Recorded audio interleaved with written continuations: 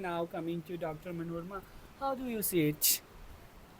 See, I would describe the beauty of this beautiful place, Great Himalayan National Park, in words of Kalidas. He has very beautifully described the forest in Abhigyan Shakuntalam. He says, हाँ, Navapalash Palash Vanam Purah. He is describing the Basant Ritu. Uh, Navapalash Palash Vanam Purah. स्फुट पराग परागत पंकजम मृदुलतांत लताम तम लोकयत सह सुरभिम सुरभिम सुमनोरहरैः. That is, the flowers of Palash are opening everywhere. The Pankajam means कमल का फूल जो है वो उसका पराग चारों तरफ फैल रहा है. मृदु लतांत लतांतम अलोकयत, फूलों से भरी हुई लताएं जो है वो झूम रही हैं, देखने योग्य है. सह सुरभिम सुरभिम सुमनोहरैः, पूरा वातावरण जो है इन सब की खुशबुओं से, सुगंध से महक रहा है. जब हम यहाँ बैठे हैं तो इस जंगल की अलग खुशबू है. पाइन नीडल्स की, पाइन्स की, आसपास के माहौल की, झिरमिर बरसती हुई बारिश से लगती हुई मिट्टी की खुशबू. Petrichor, we call it petrichor. तो ये जो सारी खुशबुएं हैं वो एक बहुत ही रिच फीलिंग दे रही है. और दूसरे हमारे जो टेक्स्ट हैं उसमें हमेशा वन भूमि जो है उसकी सिक्योरिटी के लिए नॉर्म्स हैं. जैसे अगर मैं कौटिल्य के अर्थशास्त्र की बात करूं तो वहाँ पर गोप रक्षक नाम का एक अधिकारी है. और गोप रक्षक का मतलब है कि controller and the security personnel of forests. यानी वहाँ एक ट्रेडिशन है कि forest are as important as human habitats. तो इसलिए उसकी सिक्योरिटी के लिए एक स्पेशल ऑफिस है पूरी, जिसका एडमिनिस्ट्रेशन जो है वो गोप रक्षक देखता है. जानवरों की सुरक्षा, पेड़ों की सुरक्षा, कोई अननेसेसरीली पेड़ काट रहा है, और अगर कोई अननेसेसरीली पेड़ काट रहा है तो उसके ऊपर 2 पण का दंड है. 2 पण उस समय की जो मुद्रा होती थी, करेंसी होती थी, वो थी. और 2 पण को अगर आज मैं वो चांदी के पीसेस होते थे, उसको अगर मैं आज कन्वर्ट करती हूँ तो कम से कम 15,000 रुपये होंगे. तो उस ज़माने में हम ये मान सकते हैं कि 15,000 रुपये का जुर्माना जो है लगाया जाता था अगर कोई आदमी पेड़ काट रहा है. ये कौटिल्य के अर्थशास्त्र में है. इसके अलावा हमें तारीख़ शेरशाही जो है उसमें रेफरेंस मिलता है कि जब शेर शाह ने नेशनल हाईवेज़ बनाए, Sher Shah is very much famous for building roads and सराइज.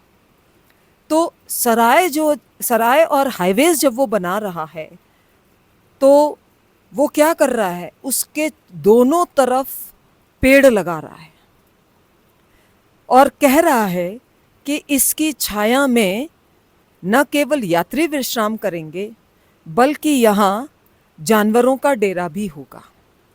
इसी तरह से अशोक का जो 3rd पिलर एडिक्ट है, जो निगाली सागर का एडिक्ट कहा जाता है, उसमें वो न केवल जानवरों के प्रति दया की बात करता है, लेकिन he takes pride in planting trees every 2 कोस.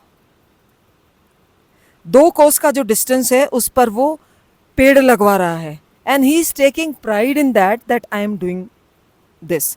तो हिस्ट्री में भी हमारे पास बहुत सारे ऐसे एग्जाम्पल्स हैं. जैसे लोकगीतों में कुछ कोट्स हैं, जो अभी यहाँ एक मत्स्य पुराण का कोट लिखा हुआ है. पूर्त कर्म हमारे यहाँ एक सिद्धांत है. पूर्त कर्म का मतलब होता है पुण्य कर्म करना. तो ये सारी कल्चर्स में है हिंदुस्तान की. पूर्त कर्म में क्या आएगा?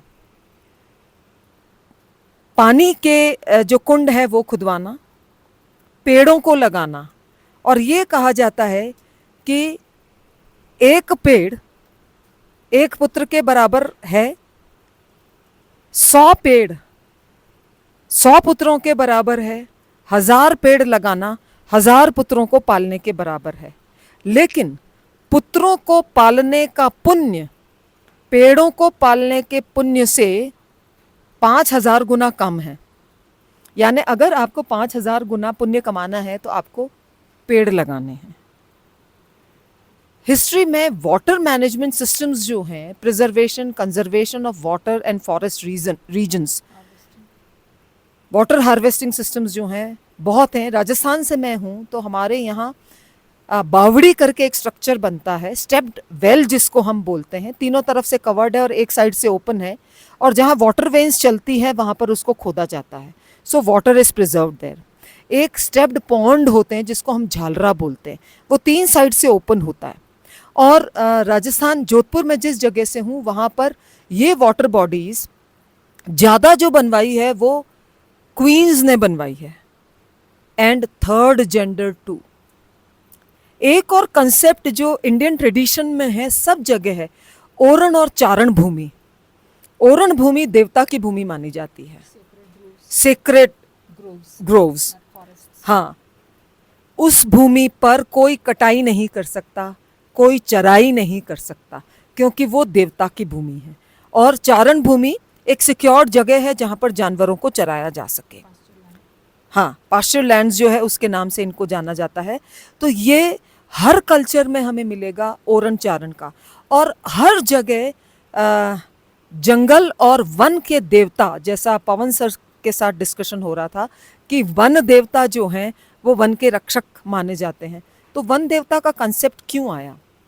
पेड़ों में देवताओं का वास है, सो हम उनको वैसे ही रिस्पेक्ट करें जैसे हम देवता को रिस्पेक्ट करते हैं। इसलिए जो एक फॉरेस्ट की सीक्रेटनेस है, वो सीक्रेटनेस प्रिजर्व की जाती थी हिस्टोरिकली भी। आजकल हम वाइल्ड लाइफ सेंचुरीज और उन सब की बात करते हैं, कंजर्वेशन की बात करते हैं, लेकिन ये conservation as part and parcel of your culture and religious ideologies जो है वो हिस्ट्री में हमें मिलता है। Thank you.